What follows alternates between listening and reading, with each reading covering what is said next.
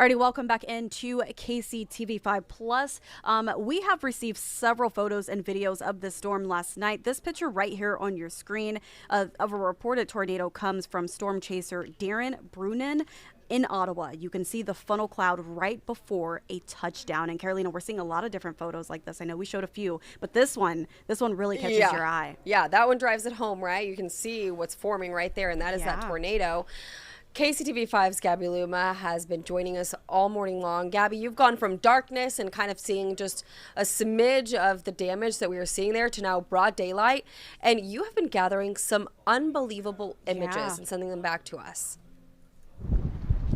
Yeah, Carolina and Janae. I mean, we've really kind of just been all around Ottawa this morning, it feels like. And we've been here at the Nights Inn Motel where we've seen a lot of that damage. And so now that it's daylight, just as you said, you can see so much more. The extent of this damage, really. I mean, and I just want to point to all of these downed power lines, but then also this wall right here. I believe it was this back wall of the motel. These bathrooms we can see right in. It is just clean off. And then, you know, of course, on the other side, the roof completely torn off and just windows shattered. But what's really crazy is we actually went to a neighborhood kind of subdivision to my left over there, and a lot of those houses had debris from this motel in there. I actually had a picture in a photo or a video on my Instagram actually showing a kind of shard of wood that one of the neighbors believed that it came from this motel, and it was just kind of stabbed right into the ground there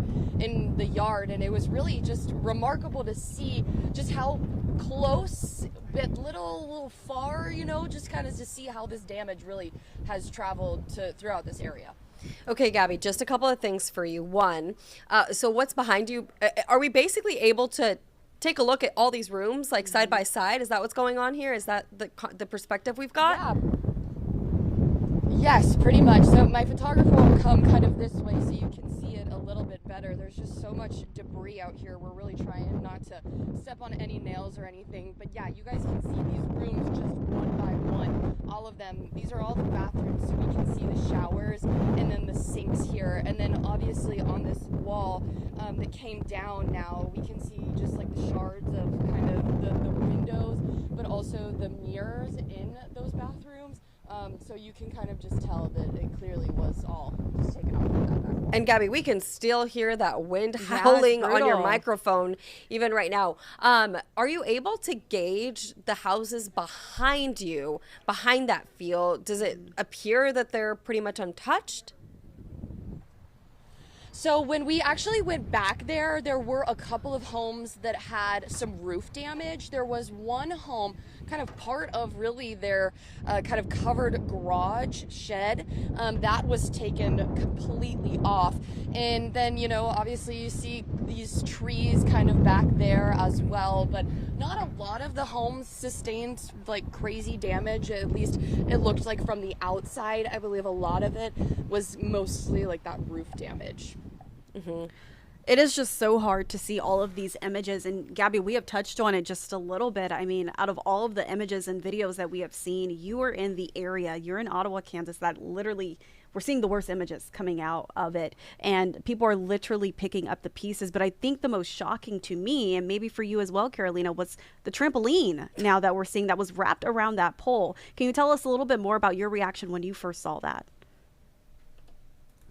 Oh my gosh. So we were driving and I didn't even realize until I saw the kind of poles, you know, like a bottom of the trampoline sticking out, and then we had to kind of turn around and pull over, and I really was just shocked until I kind of came up to it. And I mean, it is clean wrapped around that pole, and it was not even like loose, trying to come loose and fall back the other way. So again, just a testament to how strong that storm, those winds really were.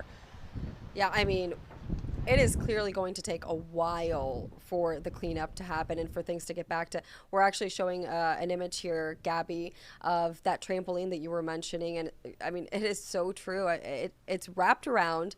It's clearly not going anywhere, and it's not falling back down because it's been formed around the pole there.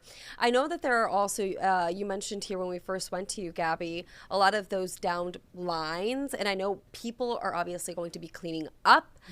Are you kind of seeing people being cautious about this? Have you heard from first responders on maybe like the best protocol and what to do?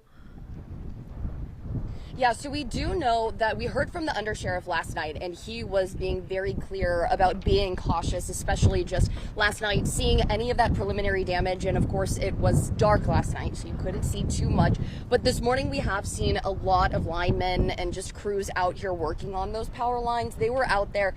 We arrived here in Ottawa probably about like 4:30, 4:45 this morning, and those crews, they had gotten out just after 5 a.m. So they were definitely up and at 'em this morning. And we can see kind of a group of crews over here kind of behind one of our cars right there. So we do know that they are hard at work in just trying to de-energize at least all of these power lines. I know that this one right here, right behind me, they were working on that this morning. So I think they've kind of moved at least maybe towards the other side of the street. I was actually at a building over there a little bit earlier, kind of just showing that entire like brick wall that fell. Just photos of that we've seen also on social media. So the crews, they're definitely getting to it, but it may take a little time. So everyone in Ottawa, at least, just, pack the patience today. And again, making sure you stay far away from those downed power lines, and we'll continue to provide you with tips to stay safe, you and your family, throughout the day today and in the coming days. Gabby Luma, thank you so much for joining us. And I know your coverage will continue during our noon newscast, so we will leave you to it. Taking